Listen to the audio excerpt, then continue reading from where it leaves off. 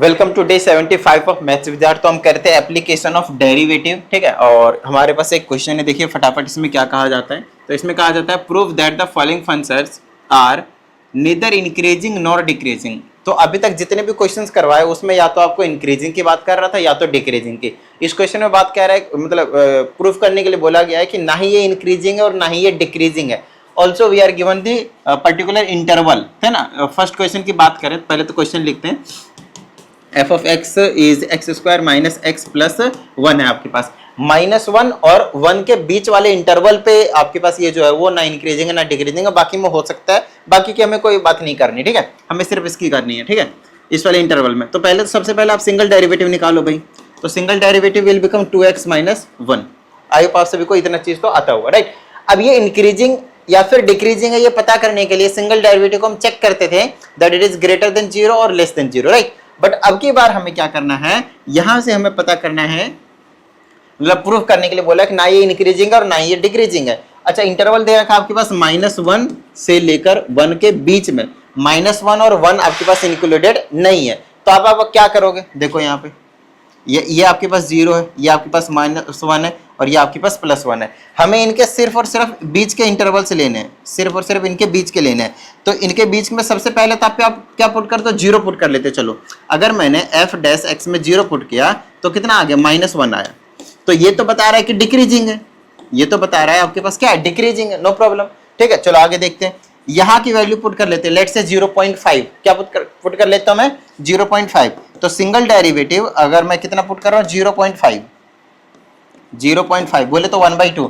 तो 2 into 0.5 minus 1, ये बन गया 1 माइनस 1 0। अब ये यहाँ पे क्या दे रहा है आपके पास, 0 दे रहा है। तो 0 पे ना ही इंक्रीजिंग होती है और ना ही आपके पास डिक्रीजिंग होती है। दूसरी चीज, अगर मैं यहाँ पे पुट कर दूं, यहाँ वाली कोई वैल्यू पुट करूंगा तो मेरे पास ओवरऑल नेगेटिव की ही आएगी। चलो अब की बार पुट कर लेते हैं भाई, 0.4 पुट कर देते हैं, 0.4 पुट कर देते हैं, ठीक है। तो थोड़ा सा आप लोगों को आइडिया मिलेगा। फिर 0.6 पुट कर देंगे, 0.4 पुट कर देते हैं। तो 2 इंटू 0.4 माइनस का 1, तो ये हो गया 0.8 माइनस का 1, तो माइनस का 0.2 आ गया। कितना आ गया आपके पास, माइनस का 0.2 आ गया। इतनी बात समझ में आई, ठीक है। अच्छा, अब 0.6 पुट कर लेते हैं, 0.6 पुट कर देते हैं। 0.6 पुट करता हूं तो आ जाएगा 2 इंटू 0.6 माइनस 1, तो आ जाएगा 1.2 माइनस 1 विच इज आपके बार प्लस का 0.2 आ गया, पॉजिटिव का। तो आप एक चीज नोटिस कर पा रहे हैं कि जो इंटरवल हमें दिया गया था उस इंटरवल में हमारे पास जो वैल्यूज मिल रहे हैं, पॉजिटिव भी मिल रहे हैं, नेगेटिव भी मिल रहे हैं, एंड 0 तो खैर मिल ही रहा है आपके पास। तो 0 भी है, पॉजिटिव भी है, नेगेटिव भी है। So we can say that the given function is neither increasing nor decreasing in this case, because यहाँ पे हमें सब कुछ मिक्स्ड चीजें हैं वो आपके पास इस इंटरवल में मिल रहा है। क्या इतनी बात समझ में आई? इजी क्वेश्चन था भाई। चलिए इसके सेकंड पार्ट की ओर बढ़ जाते हैं। इसके सेकंड पार्ट में हमसे बोला गया एफ ऑफ एक्स जो है वो क्या है, 1 अपॉन फिर एक्स स्क्वायर प्लस 1 है, और ये रियल नंबर की बात कर रहा है। इधर ले आते हैं इसको, जो हमारे पास फंक्शन है वो आपके पास 1 अपॉन में एक्स स्क्वायर प्लस का 1 है, और जो x है वो आपके पास रियल नंबर से बिलोंग कर रहा है। मतलब x की वैल्यू आप कुछ भी पुट करोगे, मतलब कोई इंटरवल नहीं है आपके पास, कुछ भी पुट कर सकते हैं। उसमें कभी कुछ वैल्यू आएगी, कभी कुछ, मतलब कभी पॉजिटिव आएगा, कभी नेगेटिव आएगा। इस तरह की जो चीजें आपको देखने को मिलेगा। तो सबसे पहले तो डेरिवेटिव ही निकालना पड़ेगा। तो सिंगल डेरिवेटिव निकालेंगे तो एक तो आपके पास u अपॉन v वाला जो फॉर्मूला होता है वो आप लगा सकते हो, नहीं तो दूसरा कौन सा फॉर्मूला है, 1 अपॉन में इस पूरे को x मान लूंगा तो -1/x², तो इसका स्क्वायर कर दूंगा। ये फॉर्मूला होता था। फिर चेन रूल के अकॉर्डिंग इसका भी डेरिवेटिव करना पड़ता था, तो ये आ जाएगा 2x। तो जो सिंगल डेरिवेटिव निकल कर आया है मेरे पास वो है आपके पास -2x divided by x² plus 1 to the whole square. बताओ भाई, किसी भी तरह की कोई भी प्रॉब्लम? सिंपल है, डन है। चलिए अब क्या कर सकते हैं यहाँ पे, हाँ, तो अब यहाँ पे वैल्यूज को हम सब्स्टिट्यूट जो करना है वो शुरू कर देते हैं, फिर देखते हैं कि क्या क्या आता है। अगर मैं यहाँ पे f डैश 0 पुट करता हूँ, क्या पुट कर दिया मैंने, 0 पुट किया तो ओवरऑल वैल्यू ही 0 आ जाएगी, ठीक है। नेक्स्ट, अच्छा 0 आ जाती है तो नेदर इंक्रीजिंग होता है नॉर डिक्रीजिंग होता है, एक तरीके से आप बोल सकते हो, क्योंकि उस केस में पर्टिकुलरली हमें पता चल नहीं पाता आपके पास, क्योंकि इंक्रीजिंग डिक्रीजिंग दोनों कंडीशन को बता रहा होता है वो इंक्रीजिंग स्ट्रिक्टली वाले में। कोई दिक्कत वाली बात नहीं। दूसरी वैल्यू आप पुट कर लीजिए, f डैश 1 पुट करता हूँ मैं, 1 पुट करते कितना आएगा, -2, देखो -2 डिवाइडेड बाय 1 पुट करेंगे तो नीचे आ जाएगा 4, ठीक है। 1 का स्क्वायर 1 प्लस 1 1 1 2 2 का स्क्वायर 4, -1/2 आया, -1/2 आ गया, क्लियर है। अच्छा अब -1 पुट करके चेक कर लेते हैं, -1 पुट करके चेक कर लेते हैं। -1 पुट करोगे तो यहाँ पे प्लस का 2 हो जाएगा और -1 का स्क्वायर 1 ही रहेगा, 1 + 2 तो ये आ जाएगा 1/2। तो ये प्लस का 1/2 आ रहा है। अब नोटिस कर पा रहे हैं इस वाले केस में भी वही हो रहा है जो पिछले वाले केस में आपके सामने हुआ था कि पॉजिटिव भी आ रहा है भाई, नेगेटिव भी आ रहा है। So you can say that the given function again is neither increasing nor decreasing. I hope आप सभी को ये चीज बेहतरीन तरीके से समझ में आ गया होगा, राइट। चलिए इस क्वेश्चन की बात करते हैं। इस क्वेश्चन में हमसे कहा जाता है prove that the function f of x is equal to mod x है। f ऑफ x जो है वो आपके पास mod x है, ठीक है। Is strictly increasing in this interval and strictly decreasing in this interval, मतलब पूरे रियल नंबर की बात करता है। तो यहाँ पे कहीं 0 मानते हैं, इधर कहीं पे -∞, इधर कहीं पे +∞। तो इस वाले इंटरवल में आपके पास इंक्रीजिंग दिखा रहा है, नहीं डिक्रीजिंग है, -∞ क्या है आपके पास डिक्रीजिंग है और इस वाले में इंक्रीजिंग है। ऐसा हमें प्रूव करने के लिए बोला गया है। सिंपल क्वेश्चन है, वेरी सिंपल क्वेश्चन। आओ सबसे पहली चीज आपको मॉड्यूलस तोड़ना आना चाहिए कि ये जो फंक्शन है वो कैसे टूटता है। तो इस फंक्शन की जो वैल्यू है आपके पास x भी हो सकता है और माइनस का x भी हो सकता है। मतलब मॉड्यूलस के अंदर सभी के सभी वैल्यू, ध्यान से सुनिएगा, सभी के सभी वैल्यू जो है वो जो भी निकल कर आता है बाहर, मॉड्यूलस अगर मैं रिमूव करता हूं तो जो वैल्यू है आपके पास आंसर वो पॉजिटिव भी हो सकता है और नेगेटिव भी हो सकता है। जैसे कि x की वैल्यू यहाँ से मॉड्यूलस हटा दूंगा तो x आ जाएगा। कब? जब x की वैल्यू ग्रेटर देन और इक्वल टू आपके पास क्या आ सकता है 0। उसमें लगा सकते हैं, लेस देन वाले में भी इक्वल टू लगा सकते हैं, इक्वल टू आप किसी में भी लगा सकते हो, नो प्रॉब्लम। अभी मैं इक्वल टू हटा ही देता हूँ। दूसरा -x लगाकर रखोगे जब आपके पास x की वैल्यू क्या होती है आपके पास लेस देन 0। अब बोलोगे सर मॉड्यूलस वाले तो हमेशा पॉजिटिव देता था, आप नेगेटिव क्यों लगा रहे हो? चीजों को समझो। अगर आपने मॉड्यूलस के अंदर 2 प्लेस किया, क्या प्लेस किया? 2 पुट किया, तो आपको आंसर क्या मिलेगा? 2। और अगर आपने -2 पुट किया तो आपको क्या मिलेगा? तब भी आपको 2 मिलेगा। ये चीज आपको पता है, मॉड्यूलस के अंदर कोई भी आंसर जो आपको निकल कर आएगा हमेशा पॉजिटिव देगा। लेकिन मेरी बात ध्यान से सुनिएगा, जब आपने 2 दिया था तो आपको एग्जैक्ट सेम मिल गया, क्योंकि आपके पास x की वैल्यू क्या थी? ग्रेटर देन 0 थी। क्या इतनी बात समझ में आई? इसीलिए आपको पॉजिटिव वैल्यू मिल गया, एग्जैक्ट सेम वैल्यू मिल गया। डन है यहाँ तक। लेकिन जब आपने x की वैल्यू लेस देन 0 पुट किया, मतलब नेगेटिव वैल्यू पुट किया, तो उस केस में ये कह रहा है कि भाई ऐसा है, मैं पॉजिटिव दूंगा। आप मुझे एक बात बताना, ये पॉजिटिव कैसे दिया होगा? इस माइनस को गायब करने के लिए एक माइनस लगाया होगा जो आपने x में वैल्यू पुट किया है। x की वैल्यू आपने -2 पुट किया है, आपको दिया प्लस का। क्यों? क्योंकि उसने ये वाला जो माइनस है ना वो पुट किया है यहाँ पे, समझ रहे हो? तो इसीलिए जब भी आप x की वैल्यू लेस देन 0 पुट करते हो तो मॉड्यूलस फंक्शन कहता है मैं एक्स्ट्रा माइनस लगाकर दूंगा, जिसकी वजह से आपका नेगेटिव वैल्यू और मेरा नेगेटिव जो होगा वो पॉजिटिव बना लेगा और आपको आंसर जो है फाइनली 2 जो मिलेगा वो पॉजिटिव का ही मिलने वाला है। समझ में आई इतनी बात? डन है। तो फंक्शन कुछ इस तरह की चीजें जो है आपके पास देखने को मिलेगी। अब हमसे बोला गया है कि भाई आप इसका इंक्रीजिंग डिक्रीजिंग, देखो इसका अगर आप डेरिवेटिव निकालते हो, क्योंकि अब f ऑफ x ना 2 फंक्शन है, एक फंक्शन नहीं है। अब f ऑफ x जो है वो 2 फंक्शन है, एक आपके पास सिंपल x है और एक आपके पास नेगेटिव x है। तो f डैश x क्या आएगा? f डैश x आएगा 1 जब x की वैल्यू ग्रेटर देन 0 होगी, और आएगा -1 जब x की वैल्यू लेस देन 0 होगी। क्या इतनी बात समझ में आई? डन है। तो अब आप नोटिस करें, अब x की वैल्यू ग्रेटर देन 0 का मतलब 0 टू इन्फिनिटी की बात कर रहा है, बोलो हाँ या नहीं? ग्रेटर देन 0 का मतलब 0 टू इन्फिनिटी की बात कर रहा है, ये 0 टू इन्फिनिटी की बात कर रहा है। अच्छा 0 टू इन्फिनिटी की बात कर रहा है तो आपको पॉजिटिव वैल्यू मिल रहा है, इसीलिए इस वाले इंटरवल में क्या है? इंक्रीजिंग है। समझ में आई इतनी बात? Got it? अच्छा इसकी बात करेंगे तो क्या आएगा? -∞ से 0, x इज लेस देन 0 का मतलब -∞ से लेकर 0। तो इस केस में क्या मिल रहा है आपको? नेगेटिव। तो इस वाले इंटरवल में क्या हो गया? ये function strictly decreasing, strictly increasing, strictly decreasing, और कुछ भी नहीं। आई होप आप सभी को यहां तक जो है वो समझ में आ गया होगा। क्लियर है यहां तक भाई? चलो नेक्स्ट क्वेश्चन की बात करते हैं, और ये क्वेश्चन बहुत ही ज्यादा इंपॉर्टेंट है और आपके पेपर में आने के बहुत ही ज्यादा चांस है इस क्वेश्चन को। तो एक बार थोड़ा सा ध्यान से समझ लीजिएगा कि ये जो क्वेश्चन है आपके पास वो क्या कहता है। उसके बाद कल के सेशन में मैं आप लोगों को एक और बहुत ज्यादा इंपॉर्टेंट चीज सिखाने वाला हूँ, और पता है वो इंपॉर्टेंट चीज क्या है? वो इंपॉर्टेंट चीज होने वाली है how to find the interval for increasing और डिक्रीजिंग फंक्शन। बहुत ज्यादा इंपॉर्टेंट। अभी तक तो मैं बस आप लोगों को बता रहा था कि इंक्रीजिंग फंक्शन कैसे प्रूव करते हैं, डिक्रीजिंग फंक्शन कैसे प्रूव करते हैं, है ना, नीदर इंक्रीजिंग नीदर डिक्रीजिंग वाला भी बता दिया। अब बहुत ज्यादा इंपॉर्टेंट कंसेप्ट मैं आप लोगों को कल बताऊंगा और क्वेश्चंस भी कराऊंगा साथ में। कंसेप्ट तो 2 मिनट का है, मेन आपके पास क्वेश्चन ही आपके पास, ठीक है। चलिए जैसे कि फिलहाल हमारे पास एक क्वेश्चन है यहाँ पे, f of x is equal to 4 sin x और divided by 2 plus cos x, फिर माइनस का x दे रखा है। हमसे कहता है 0 to π/2 वाले इंटरवल में, 0 to π/2 वाले इंटरवल में, एंड बोथ इंक्लूडेड इसमें हमें प्रूव करना है कि ये इंक्रीजिंग फंक्शन है, ये इंक्रीजिंग फंक्शन है इस वाले इंटरवल में, ऐसा हमें प्रूव करना है। सिंपल है। तो चलो सबसे पहले तो सिंगल डेरिवेटिव ही निकालना पड़ता है। इस वाले क्वेश्चन में कई बार ऐसा होता है, बहुत सारे स्टूडेंट्स ना फंस जाते हैं, उसके पीछे का लॉजिक है। जब डेरिवेटिव करते हैं तो समझ में नहीं आता कि करें तो करें क्या, तो टेंशन मत लीजिए, आओ समझते हैं।